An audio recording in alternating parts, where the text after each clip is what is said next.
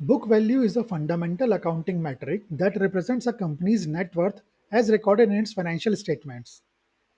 It is essentially what the company's shareholders would theoretically receive if the company were to liquidate all its assets and pay off all its liabilities. The basic formula to calculate book value is total assets minus total liabilities. This figure is derived directly from the company's balance sheet, reflecting the historical cost of assets adjusted for depreciation. For individual investors, book value provides a baseline for evaluating a company's intrinsic worth. It helps ascertain whether a stock is potentially undervalued or overvalued in comparison to its market price. A common related metric is book value per share (BVPS), calculated by dividing the total book value by the number of outstanding shares. This allows for a per share comparison.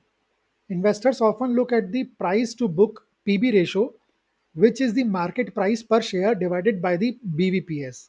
A PB ratio less than 1 might suggest that the stock is undervalued as it trades below its book value, implying a potential buying opportunity for value investors. Conversely, a PB ratio significantly above 1 could indicate that the market perceives the company to have strong growth potential or valuable intangible assets not captured in its book value. However, it is crucial to understand the limitations of book value as it is based on historical costs, which means it may not reflect the current market value of assets, especially for companies holding significant real estate or those with highly appreciated assets.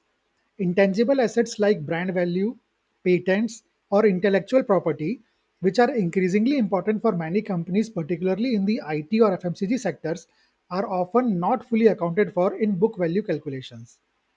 Therefore, for service oriented or asset light companies, book value might not be a very meaningful valuation metric. It also does not consider a company's future earnings potential or cash flow generation capabilities. But for asset heavy industries like manufacturing, infrastructure, or banking, book value tends to be more relevant.